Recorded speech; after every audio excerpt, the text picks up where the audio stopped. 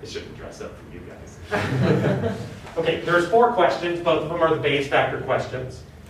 So the delta function, that was one of you guys, right? So here was the hypothesis. I'll just tell you what it is, but yes, you're right. Okay. It's pretty obvious. It's the sum of those delta functions. Okay. So That means my algebra is wrong somewhere else. yeah, let's talk about the problem just for a while because there is an interesting kink in there. And it's going to be a little bit hard for you guys. So let's just say theta is equal to 10 versus h1 theta is equal to, what did I say, 15, 17, 20. 20? So element of these things. So one or the other. And you're going to have all these 4 competing hypotheses. So here's the prior. Pi theta. So this is, kind of how I think about the total prior. And I'm going to always have my total prior sum to 1, especially in these discrete things. You can, if you're testing something, the one-sided case is a case where you can use an improper prior. But most of the time I'm thinking, use something proper and convince myself if I don't need to do that. So I always start with something proper. In this case, it has to be proper. So this is going to be, I'll just write it out. 1/4 delta function, theta is equal to 10, plus 1/4 delta function, theta is equal to 15, plus 1/4 delta function, theta is equal to 15. Oops, I just got that one. 17, plus 1/4 delta function, theta is equal to 20. And I'll let you verify it. You sum that thing up, and it sums to 1. Proper prior. I wouldn't have any good compelling reason to use any other prior other than this, right here. So if we were going to do everything, then we would, if we're going to break it down into our null prior, right here, this is going to be a delta function. This one's already normalized right here, so I've got to renormalize it. It's got to integrate to 1 on the null space. And so the alternative prior for this would be sum of delta functions, but I better renormalize it. So this is going to be 1/3 delta function, theta is equal to 15, plus 1/3 delta function, theta is equal to 17, and the last one, 1/3 delta function, theta is equal to 20. And I could verify this one sums to 1 in the alternative space. If I mucked up these normalizing constants, I put them in the wrong places, I would be inadvertently reweighting one of those hypotheses in a way that maybe I shouldn't do. So these are your priors. Because I tried doing this and I started with this approach, but I thought the space was discrete. It is discrete.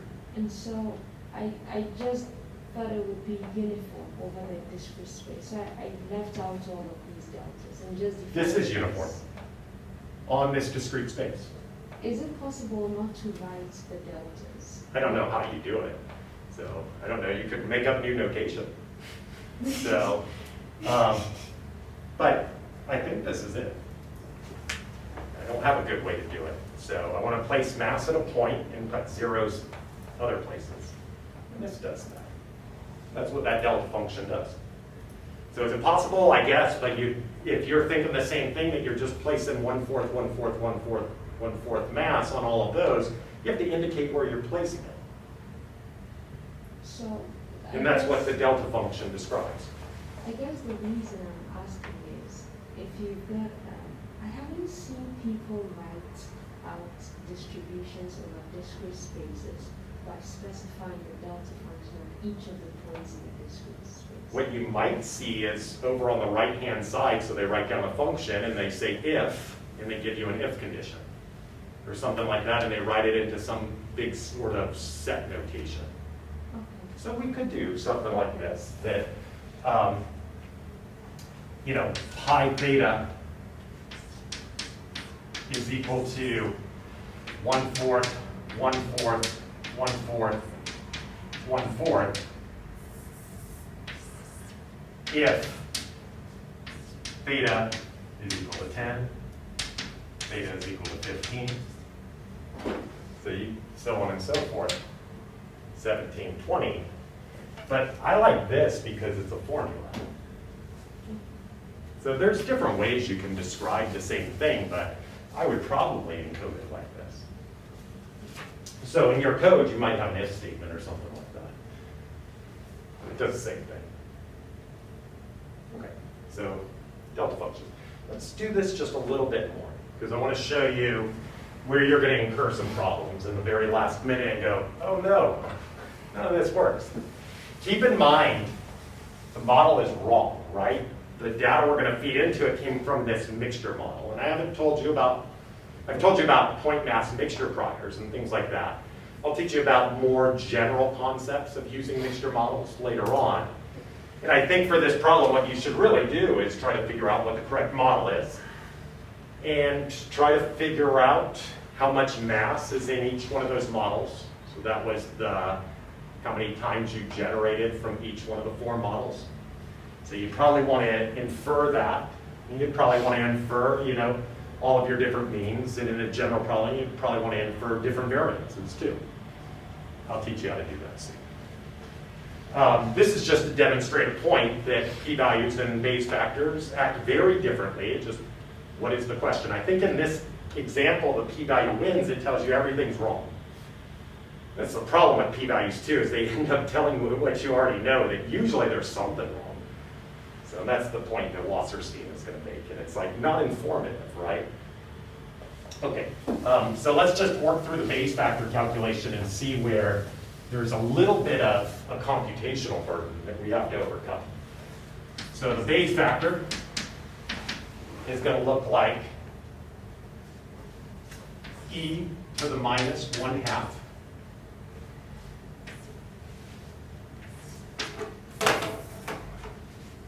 just write down x bar minus 10. So we're still on this one right here. You'll have 4 of these. Squared over sigma squared divided by 1,000. There's 1,000 data points in there. And so this sigma squared doesn't really describe the variability because we've misspecified the model. We're testing what are the means, but the model is wrong. It didn't come out of a 1-component normal. It came out of 4 components of normal with mixture weights on it. And so this is going to be, I'll just write it all out, e to the minus 1/2 x bar minus 15 squared over sigma squared over 1,000. I'm doing my integral in my head times 1/3. So that's from the alternative prior. So we'll have 3 of these plus, so I imagined I'd done this integration, I've thrown in my indicator functions, and that took care of everything for me. It just breaks it into 3 different pieces. X bar minus 17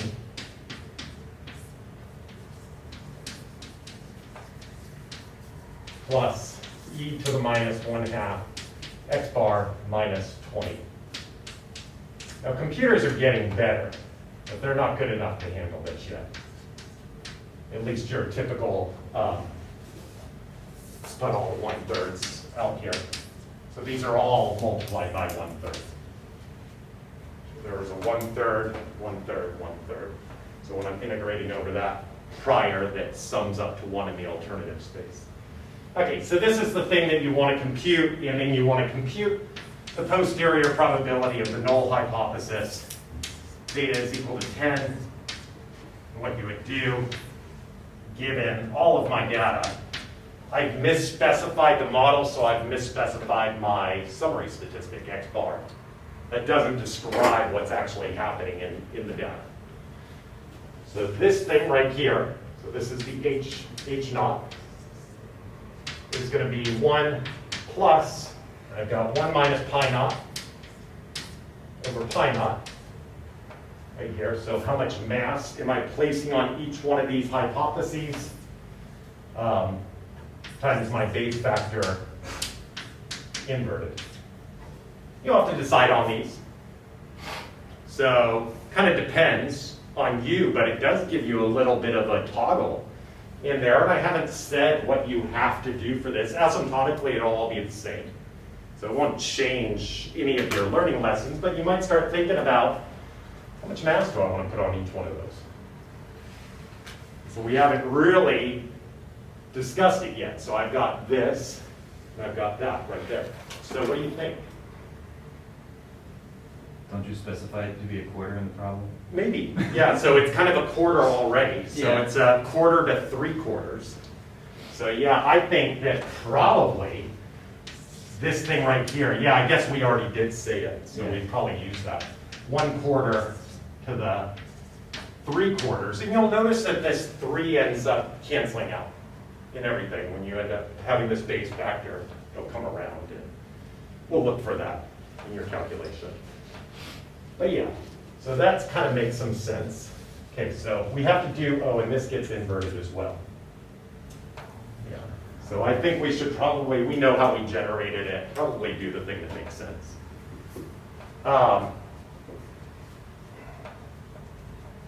Here's where the problem's going to occur. So this 1,000 goes right up here. And so you've got x bar minus 15. And the standard deviation that you use, your standard error, isn't going to explain all the variability in that whole process. So we really have these 4 different mixture components with this variability, and they've been skirted around. So again, another model misspecification. And if you're computing this, it would probably frustrate you so much that you would figure out your model was wrong and you didn't want to compute this. But I'm still going to ask you to do it. And so this thing right here, x bar, is going to be relatively far from 15. It's going to be relatively far from 17 and from 20 as well, compared to whatever this is. And what did I give you, 5 or something like that? Yeah. So again, there's much more variability in there. So this is going to be a very large number right here. It's going to get multiplied by this right here. I've got minus right there, so this is going to be e to the minus some large number. And it's going to be really big. So e to the minus some really large number that your computer's going to think it's 0. And so it's going to have a real problem. Now, it depends on which machine you're using. If I wanted to make it really devious so that you couldn't go out there and run over to ARC and try to solve this problem with more computational resources, I just make this number bigger. Or make this number smaller. Something like that. So the question is how do you even compute this thing down here? So I never compute density functions on my computer. Very rarely. I compute log density functions. So just if you want to see a little bit extra, we have a problem that kind of looks like this. We need to compute. So here's a computational problem.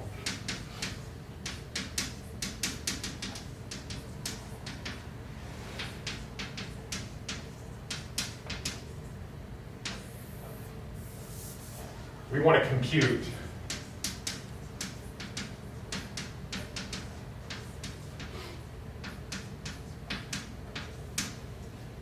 something that looks like this. I'm just going to write this down. I'm just picking an arbitrary symbol right here. I've got this thing right here. That's going to represent this function. I've got some other ones. 1 plus this thing plus this thing. So you can use this anywhere you go that has something like this. You want to compute something like this where this is something numerically unstable. That thing is numerically unstable. That thing's numerically unstable. They all are.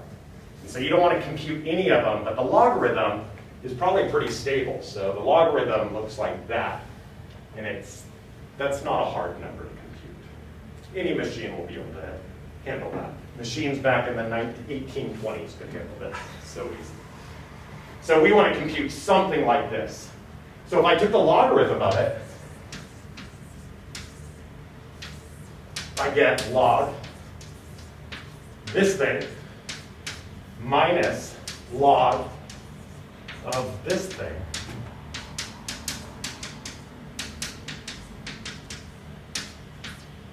That one's easy to compute. So, because I just take the log of that, and it's just whatever's in the exponent. So again, every time I see an exponential function on a computer, I freak out real quick. I'm like, this thing's gonna explode on me and give me weeks of nightmares. And I can't find my answer. So, the question is how do you compute that? And I confronted this problem when I was in graduate school. It had to do with something I was creating called a multi-set sampler. And it had the sum of these density functions popping up. So it's a Monte Carlo technique for sampling complex subspaces. But I did have to compute something like this, and I struggled with it for a while. And then I figured out how to do it. So the question is how do you compute log of this thing? Because you can't just compute that, sum them together, and then take the log. The log doesn't fix it. So I've already made the numerical problem. The log has no idea how to fix that. And so that's the question right there. Now again, there are computational resources on campus. You might get lucky and be on a computer that's able to handle this, but you could check it and make it like 2,000 data points and it'll blow the thing up. So if you want to know how to do this, what I usually do is I first figure out which one of these is biggest. So 2, 3. So we want to compute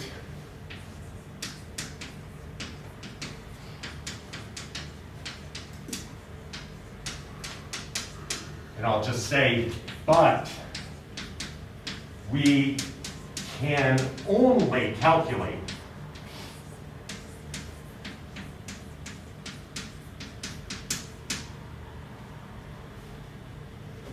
log of this thing. What I mean by that is you don't compute that and take the log of it, but this is going to be, in our example, this is going to be log 1/3. We can factorize out the whole 1/3, but I'll leave it in there. 1/3 e to the minus 1/2 x bar minus theta I, if you catch my notation. Sigma squared over 1,000. So what is that? That's log of 1/3 minus 1/2 x bar minus theta I squared over sigma squared divided by 1,000. So when I say you can compute log of that, what I mean is you would plug that thing into your computer. And that's numerically stable. Squaring stuff isn't a big deal. Exponentiating it is a real big deal. Anybody that's ever had a math class understands that exponential function. It's sinister. So that's easy to compute. That's easy to compute. So we want to only be able to compute, we want to be able to compute this thing only dealing with these functions.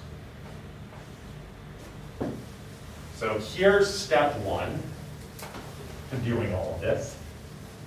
Let me make sure I can remember this myself, but I think step one is find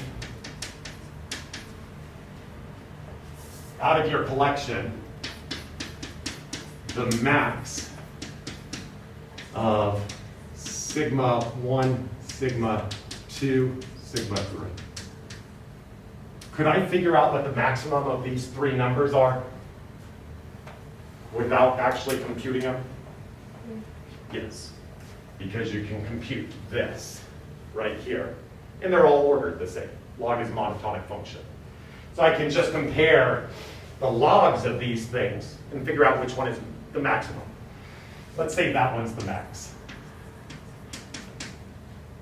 So they're all ordered the same. So I'm just gonna, for no loss of generality, I get to know which one is the max. And so I'm gonna change the problem slightly. And I'm gonna take sigma 1 and I'm gonna factorize it out into all of this. This is gonna be sigma 1 divided by sigma 1 plus sigma 1 divided, sigma 2 divided by sigma 1 plus sigma 3 divided by sigma 1. Same thing. This is equal to the logarithm of sigma 1, which we can compute, plus the logarithm of all of these right here.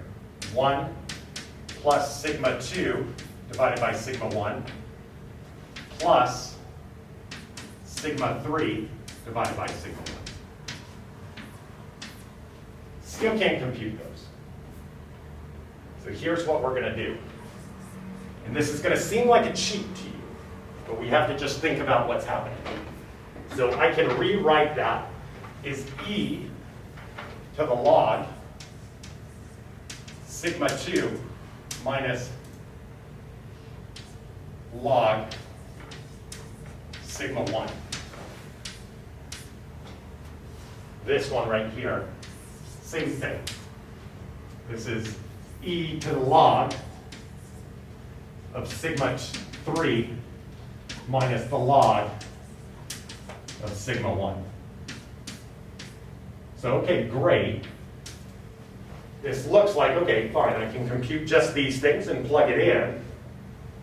And so what I would worry about is what happens when I take the e to that. Again, I said, anytime I see e's on my computer, I freak out and I think something wrong is going to happen. And so something magical happens. This number right here, so again, I'm not going to factorize this into like the product of these two e's. I wouldn't want to take e to that, but I can take e to the difference of them. The reason why is this number is small, right here. Why is it small? That's why I divided by the maximum. So this number, you can compute, that's going to not be a huge number, because what I did is I took, these are all bounded by 1, right here. So this number right here will be bounded by 1 at the end of the day. So it's going to be something between 0 and 1, and you're happy with that. And so this is how you do it. So if you do find yourself struggling and you're like, all I get is ints out of this. And I know it's a little bit of a nasty thing to do as a faculty member, but I have to amuse myself sometimes. So I struggle with stuff like this, and it'd take me 20 hours, and then I'd figure out what to do, and then I remembered what to do. Anyway, the truth of it is I was struggling with this for half a day, and my office mate walked in and showed me how to do this. Oh, I talk to my office mates all the time. And one of them was like, I've had this problem before. Let me show you what to do. So there's my gift to you. Cool. Does it make sense? Why it's all numerically stable to do this? Sweet trick. Okay. I had one guy, he said he spent like 70,000 hours on this and it still didn't work and he couldn't figure it out and he dropped my class over this problem. Dropped out of the program, works down at 7-Eleven now. So make sure you can do this. None of that's true. Next question. So I think Stephen asked this problem. So we've got xi's are coming from a Bernoulli ball. Is that what we have? Binomial. Binomial. Okay. Is there just one x? Or is there a whole collection of them? I think it's a collection. Doesn't really matter, right? Like, yeah, 100 draws, yeah. Okay. So which is going to be, in what's n? And is it given? Oh, For like the parameter n? yeah. No, it's just, I just asked you to compute a formula. yeah. Okay, fine. So we can do it with n as 1. And I'll let you extend it to whatever the way I asked it. All the math is exactly the same. So binomial n p. And we want to test p is equal to a half. Each one, p is not a half. Guess what the answer is? It's that one. It's true. So I don't love this question in terms of the example itself. I just want you to operate and be able to figure out how to compute these things. I'll keep making that point over and over and over again. One of these years, somebody will listen to me. Well, okay, that's wishful thinking. Okay, so see how to do it. So base factor is same formula, right? And this is why I teach it this way, so you can always go back to the base factor if you forget like what to do. So this is going to be n, choose x, p to the x, 1 minus p to the n minus x times pi h naught p dp. Where am I integrating between? I mean, it's the null space, but if I handle everything just right through the prior, I guess I can encode that a little bit different. Now let's be point, and at least put that in our bound of integration. Theta element of h1, same formula right here. These don't need to be the same in general base factor calculations. I can compare models that aren't even of the same parameterization using this. We haven't done that in class, but I could compare even parametric models to each other using a base factor. The whole chi-squared game using the -2 deviance function doesn't work in non-nested models. That might make sense to some of you. Okay, so that's what we're doing. So what's this prior? That's the easy one, The delta function. delta function. So that's the easiest integral in the world to do. Did I tell you which prior to use here? Yeah. It's the beta half. That's the one I would choose to. So this is going to be, I'm going to need my beta, my normalizing constant here, and this is important. So I'm going to have my, I'm just going to write it down like that for my beta function.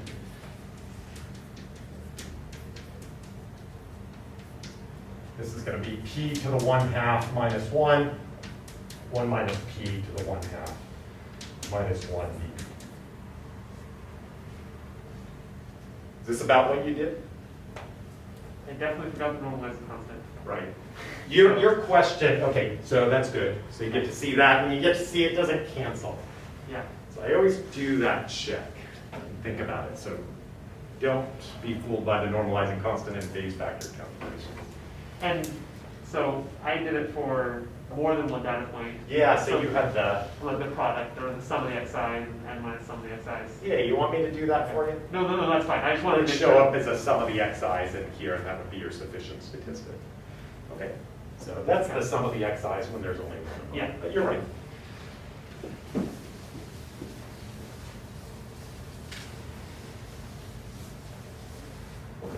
So let's just do it.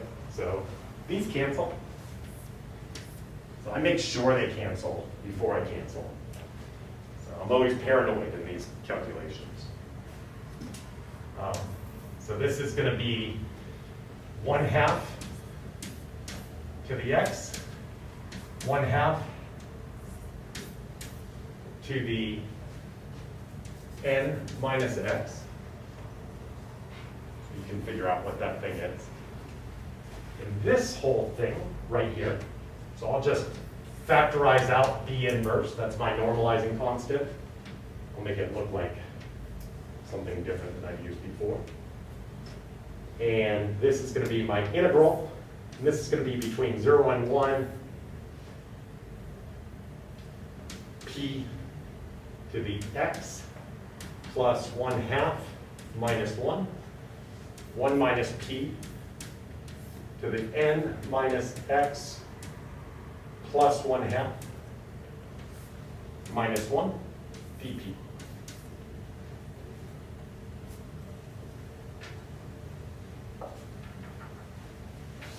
This whole thing is just 1/2 to the n. Just some constant, but it's going to matter. It's controlling the asymptotic, so be careful with that n. You can't just toss that thing. These things are going to operate differently under different ends. We'll see that in the upcoming lecture. N's a big deal in hypothesis testing. Okay, so what's this thing? So this right here is going to be my, this one is going for 1/2, 1/2. That's, I'll be more specific, 1/2, 1/2. So that's my beta function inverted. So what's this thing? Beta function. Beta X function. plus. Exactly. So this is going to be beta function x plus 1/2, not the -1. Beta function n minus x plus 1/2. So that's your base factor. 1/2 to the nth power, and don't throw that away. Don't be tricked and be like, I can do the proportionality thing, because you're going to need all that. It's going to influence your calculation, so all you have to do is check. But yeah, this is what it is. So 1/2 to the n divided by this inverse base factor, so that one goes upstairs, probably, and then you've got this other beta function downstairs. Voila. It almost seems reasonable to do this. Again, much more conversation to be had. So I don't love all this point testing stuff. But this will certainly be impacted by n, and so you could compute the posterior probability of this null hypothesis and see how n comes into play. What else you guys got? I didn't understand how to eat that problem 4. Problem 3 is what we just did, the one with the blocks. I just don't know what part E is. Oh, do you want me to read it out? No, I put it up Oh. in anticipation.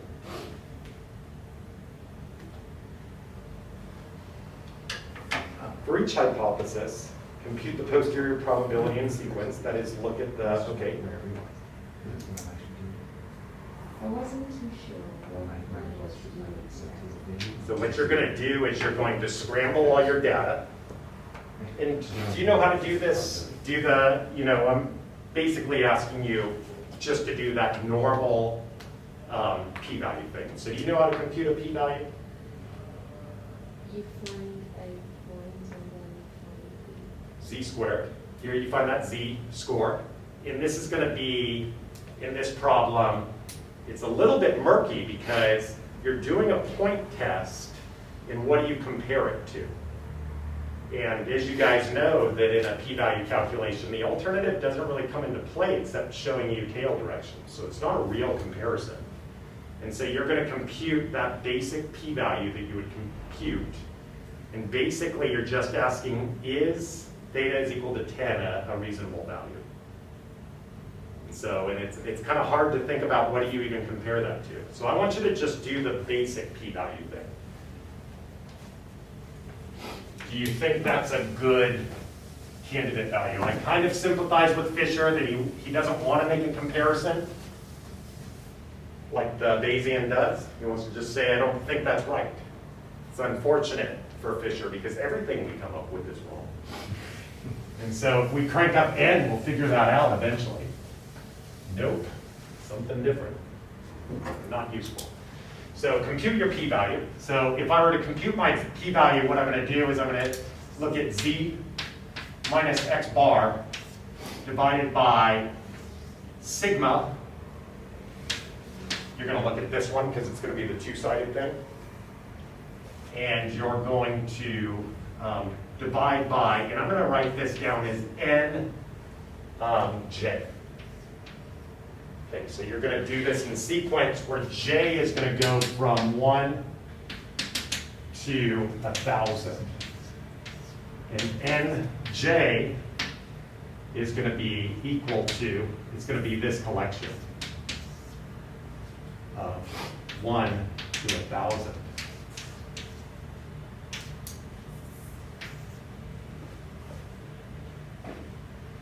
So for one data point, the first time you do this, so you're going to compute this thing, and you're going to figure this out right here. So you're going to look at z, you're going to look at minus z, you're going to compute those tail probabilities. That's how you compute that p-value in the two-sided case. So, and you add them together because you're testing at a point.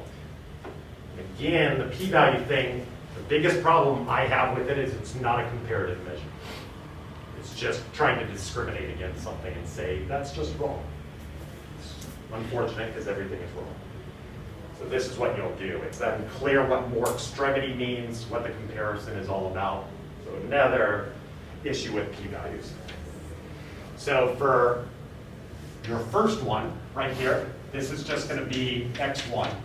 Again, you're going to take all your data and scramble it. So you're going to shake up your data and not have the order you generated in it. So you're going to treat it like it came at you randomly and you didn't see the groupings.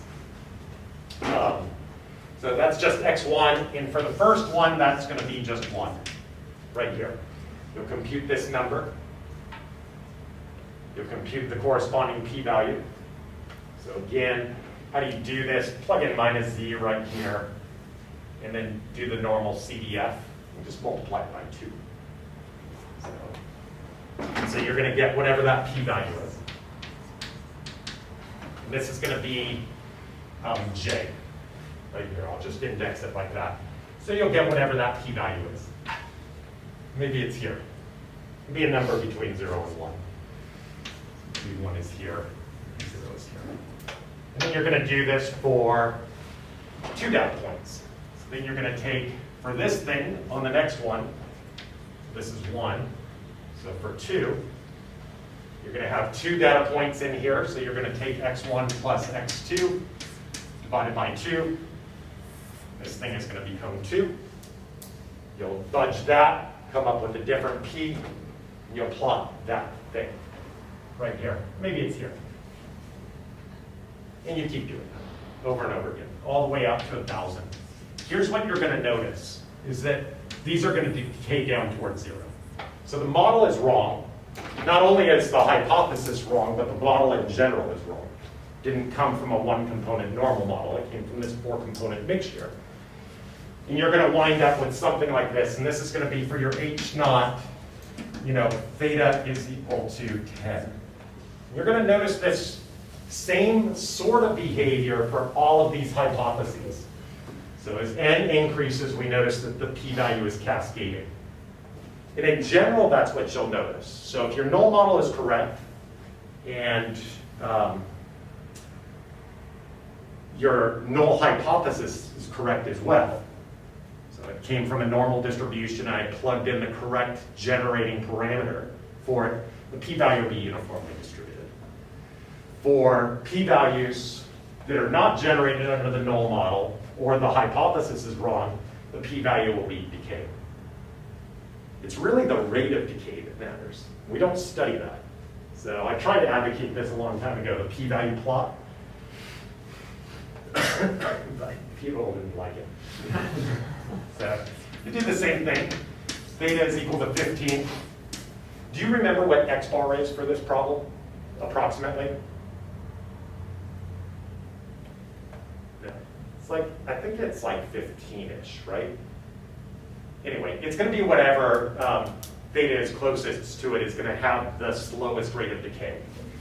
So I think this one right here will decay a little bit slower than that one. And when you do it for theta is equal to 20, that's, I think, the most wrong one. I could be wrong about that, so you'll tell me. This is going to decay much faster. So I tend to think that the rate of decay of the p-values is a really important thing to look at. You're kind of building a comparison in. I also like things like p-value ratios. They're asymptotically equivalent to likelihood ratios. You can compare that to yourself. You could come up with a conceptual argument where it's the area has something to do with the height. Likelihood function is the height of that, and then the area has something to do with the height. You could use a Riemann square sort of argument to build that up. So I like ratios, but I don't like the p-value on its own. So it's really how fast is this decaying? So I often ask the question, what's n, when somebody gives me a p-value. So they give you some p-value and they say, this is awesome, I got 0.03. And it's like, what's n? And they say it's 1 trillion. I usually start thinking, I bet your null hypothesis that you're about to reject is really close to the truth. Because you needed an extremely large n to get this small p-value. And so it's that rate that's really telling you something. Of course, you might ask, well, what's the right rate? And I think that's the problem with the p-value plot. But I just like plots, and people will look at plots and make human judgments about things. And so I guess what my competitors thought is, well, how are you going to test the rates? Because then you're just right back in a testing thing. And I was like, I don't know, I just like it as a visualization. So if I see that this plot right here is moving up and down and up and down and up and down and barely getting smaller, I think that hypothesis is really close to the truth. So, and you'll notice this. So the theta that's farthest from x bar will have the fastest decrease. The Bayesian thing is going to be a little bit different. You're going to compute these posterior probabilities. And one of them is going to be jumping up towards 1, whichever theta is closest to x bar. I think it's 15. You'll have to check. And the other ones will be cascading towards 0. So what the Bayesian is saying is, out of my collection of hypotheses, even though you have errors all over the problem, it's going to say, assuming all those errors and they're built into both the alternative and the null, I'll tell you out of that comparison which thing is closest. So the Bayesian's answering a totally different question. Which hypothesis is closest to being true given your modeling framework? And the p-value is trying to reject something or calibrate an error rate if you end up playing the game that Naiman and Pearson prescribed to us. If p ducks alpha, alpha is the error rate, assuming that the model is correct. If the model is not correct, what does it mean? Nobody knows. So it's impossible to know, and all models are wrong, right? So anyway, I kind of like the comparative thing. I think that's what we do as statisticians. So we baseline things and we compare against things. We build measuring sticks, that live between 0 and 1 probabilities. And we basically say which thing is closest compared to a collection. I think that's all we can ever do, is basically compare to what. So if somebody says something's good, you have to ask, compared to what? So if they say, compared to this really terrible thing, then it doesn't matter. So my favorite example of this is when somebody does something terrible. They're like, well, I guess I could be a crackhead instead. It's like, that's a terrible comparison. No, it doesn't count. So it's like, I could have done something much, much worse. It is unrealistic. So, you never hear people say stuff like that. They could have been doing heroin. What's that? They taught us that in English class, that that's not a logical argument. Yeah, exactly. So it's like, you have to establish your comparison and say that it's a good baseline for comparison. So all we can really do is say what is close compared to something else. And that's what the Bayesian does, but that's what gives you the heartache, is you have to set up the comparison. I'm in a pretty lucky position where if somebody doesn't want to do that, I tell them to go find somebody else. Somebody else on campus will do this calculation for you, but I don't need my name on your paper. And that's how I feel about it. So I have computed p-values before, but they're always the one-sided thing, and I know that there's kind of a equivalence to something that I would do. And it's like, you want to frame it that way, I guess it's okay. Would you mind if I include a sentence in your paper to explain that this is also similar to doing this other thing? Anyway, there's cultures. And so I guess, if it doesn't matter, it doesn't matter. But we all have our preferences. What else can I answer for you guys? Iterated formulas. Iterated formulas. Iterated expectation, iterated variance. So some of you guys know how that stuff works already, but I'll take a moment to explain it to Jennifer. The problem came from that midterm question where she worked out her posterior probability for everything, for her prediction problem, and it was that beta binomial thing. So it was that let's just remind you the problem. So I think we have xi's are coming from a Bernoulli with parameter p. You get to see I of these, n of these, and then we want to forecast. So goal, we want to find this thing.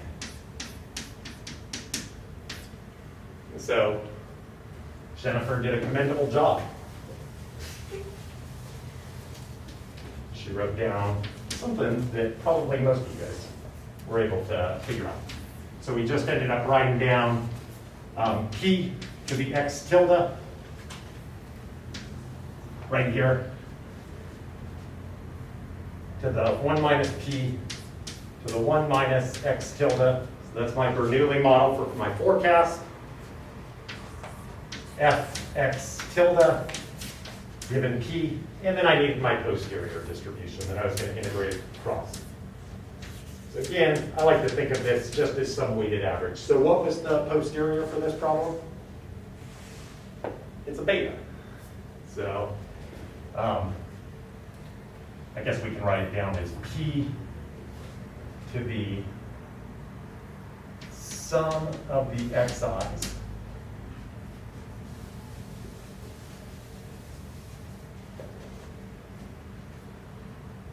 did I give you hyperparameters in it?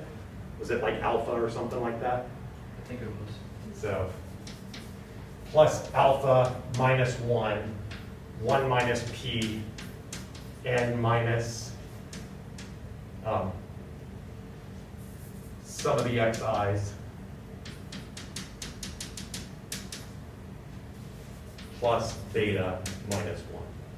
And then I've got my integrating constant as well, and I'll just throw that thing down. Probably should give it some names. It's going to be constant with respect to x tilde.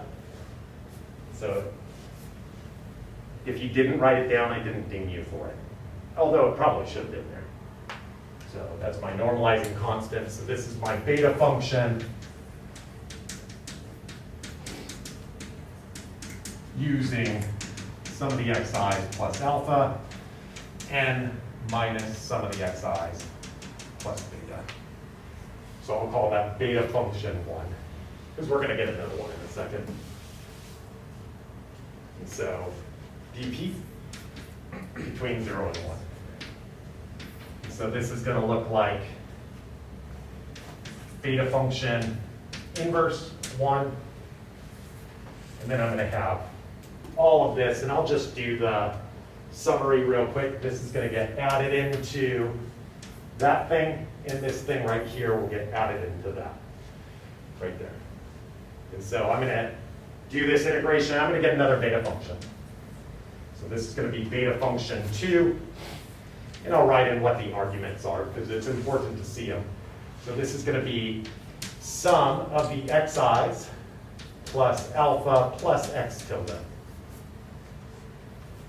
And this is going to be n minus sum of the xi's plus beta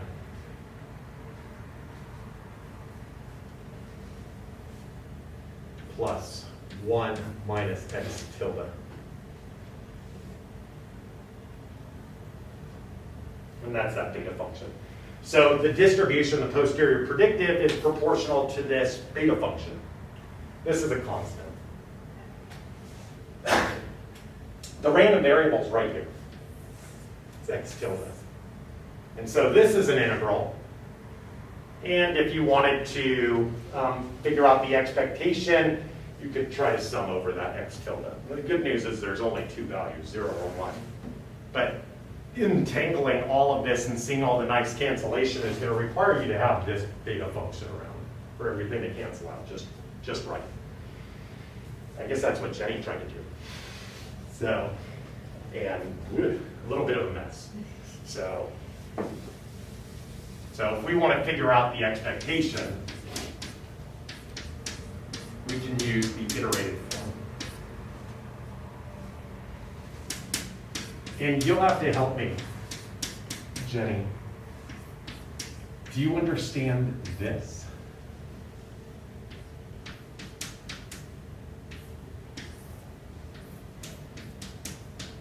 Because this is where I'm inclined to just jump right to this thing. I do. You do? So you understand? I can throw in any conditioning variable right here. So just keep in mind, this confused a lot of people early on. If I condition over on the right-hand side, every operator is conditioned on that thing. And so I like to write in all my explicit conditioning because I get confused if I don't. Okay, so we proved this. It's just an application of Fubini's. But I can throw in any random variable right there. And it's still true, I just might not be able to use it. Because I don't know what, okay, conditioned on something else, and it doesn't help me to solve the problem. So anytime you have a hierarchical representation and you're trying to figure out an expectation, you're probably going to use the iterated forms. So if there's 2 layers to your hierarchy, you're going to use this iterated form. If there's 3 layers to your hierarchy, you're going to use the iterated form twice. And so you can keep iterating over the iterated form. And that's what we call reiterating, which is really just iterating. This thing right here, what's this? This doesn't even help you right here. And so given the parameter, everything's IID, so it's conditionally independent of that. Does that make sense?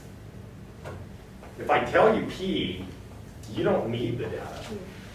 So it's conditionally independent, it doesn't help you. So this right here, I think we know the answer. So what's the expectation of X tilde given P? You need to know a few little properties about binomial stuff. Do you know what it is? I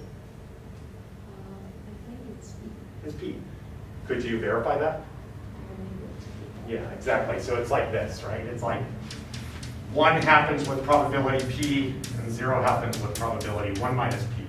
So this is just that formula right here. That's P.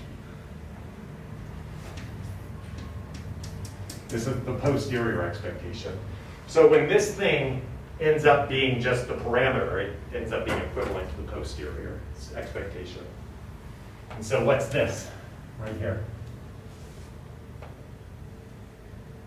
It's alpha tilde over alpha tilde plus beta tilde. Because of, It's a beta.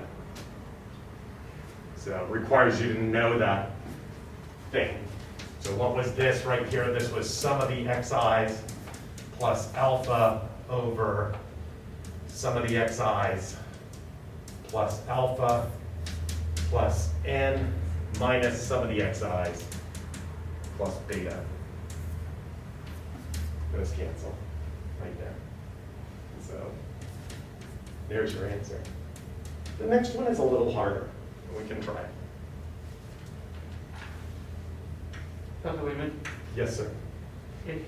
sometimes I get confused where you're conditioning on maybe 2 things, like say you have a normal and you have like a hierarchical model where both the mean and the variance are distributed. And so then you're trying to get like your expectation of y. Could you give me an example? Sorry, so say your xi's are normally distributed and mu, I don't know what mu would be distributed as, but say like phi has a gamma, Okay. So and that's, then say mu follows the normal as well. okay. So then we're going to end up building up a posterior distribution on all this. So you're saying you want to figure out this thing, but not condition on sigma squared. Yeah, or mu. Or, okay, got it. So you want that. Well, I'm not even thinking, I'm not even thinking x tilde, but like a predicted posterior. But just in general, say you're trying to get the expectation of xi. The expectation of xi? Yeah, I know what it is. but mu has its own distribution. Okay. So mu is going to be distributed normally with some other mu Yeah. naught in some other variance. Yeah, So like that? yeah. You want to do this one? Well, so if you take the expectation of xi, that's equal to the expectation of xi given mu and sigma, or mu and phi, right? So we could write this down. Let's just do this in iterative steps. Okay. This is what I was saying. So let's just do this one. Expectation of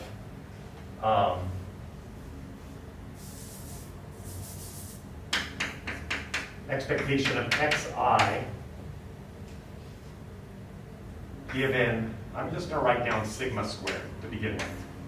Okay. So we'll figure this out, and then if I wanted to marginalize that out, we'll apply the formula again. Okay. So let's just chisel away at it in 2 steps. So this thing right here is going to be xi given mu, sigma squared, expectation of that thing. Yep. So this thing is going to be expectation of x of mu given sigma squared. Yep. Now I go to the next layer in my hierarchy. I think I know this, so again, this thing needs to be given to Yeah. even be used. So I probably should convince myself that should be everywhere. Just at first I put it in there. But this model doesn't have anything to do with psi squared. Yeah. So it's conditionally independent. So I would want to see the distributions before I started knocking things out. So then I convince myself I can get rid of that, but I better maybe leave this one around. We'll see in a second, you know. So mu, right here, it doesn't actually need this to compute it, but it does involve it right here. And so what's the expectation of this? I probably should have written in mu naught too. And I've got all of those things. And so I kind of just write them all in, and then I figure out which ones I need. I look at the model and I go, oh, it's conditionally independent of all the other stuff. So this thing, you don't actually need those. You don't need that one, but it does depend on that one, but this is just mu naught. Because I can look at that layer of the hierarchy. Okay. Now if I wanted to get rid of sigma squared, I would do the same thing. Okay. So I have to figure out what my distribution is. What we'd probably do in the class is flip it over and put a gamma on there, Yeah. and then use that iterated form.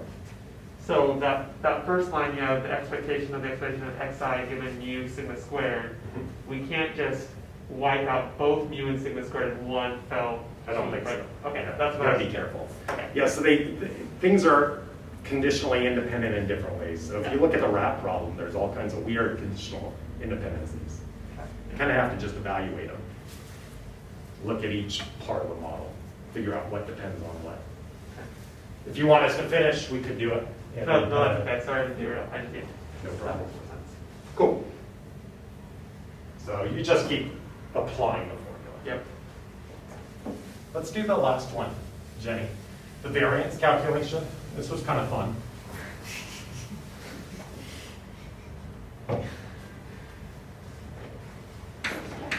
I'm surprised nobody came over and said, what's the variance for beta? I forgot.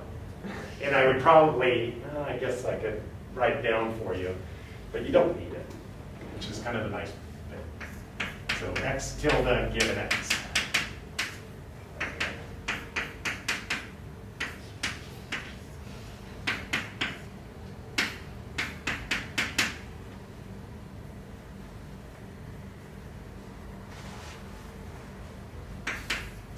I forgot what the whole problem was again.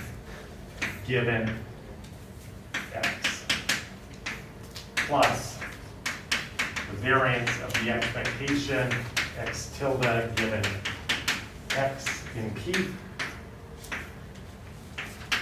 So again, I write out all my conditionings, even if things do fall through, and I convince myself at every step of the problem which piece I need.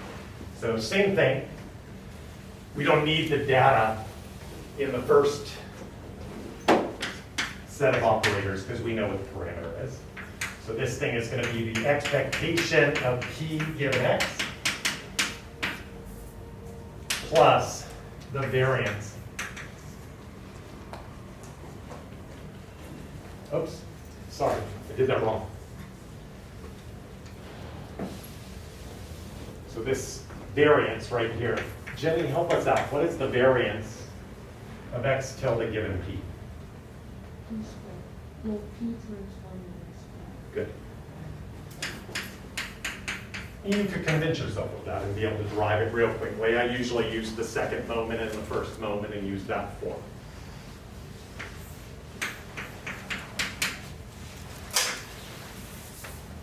Plus the variance, P. And this is the one where everybody's like, uh-oh, I don't know the variance of a beta off the top of my head. And that's okay. I guess if you weren't going to know something, that would be a reasonable one not to know. So if you did memorize it for this class, you'd probably forget it pretty quickly. It doesn't come up too often. But we don't need to know it. So this is just the expectation of P given X plus the expectation, oops, minus the expectation of P squared given X.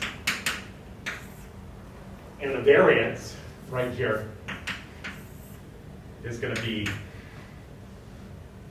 the way I'm going to write it out is I'm going to use the expectation of P squared given X minus the expectation of P given X.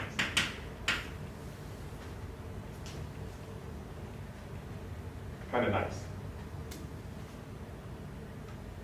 This is squared. Can't be 0. Yeah. So sanity checks. You never needed to know it. So you know the expectation, so you know the expectation squared. And there you go. So that's how you use it. But I think you're in good company that people get confused by these formulas and what do you write in there. I always write out all the conditioning so that it's like a bit, like even if it were a joint model where everything was dependent on everything, I've got it all written down. I just convinced myself walking through by looking at those layers of the hierarchy when I get to that step of the expectation or the variance that I'm taking, I see what's conditional on what and what I need to know to compute it. But that's the part that I was missing was the conditional independence. Yeah, totally. I think that's where it's just kind of experience working with more and more complicated forms. But good. You'll probably never forget. Awesome. Everybody else good? Sweet. All right, you guys. Thanks for joining.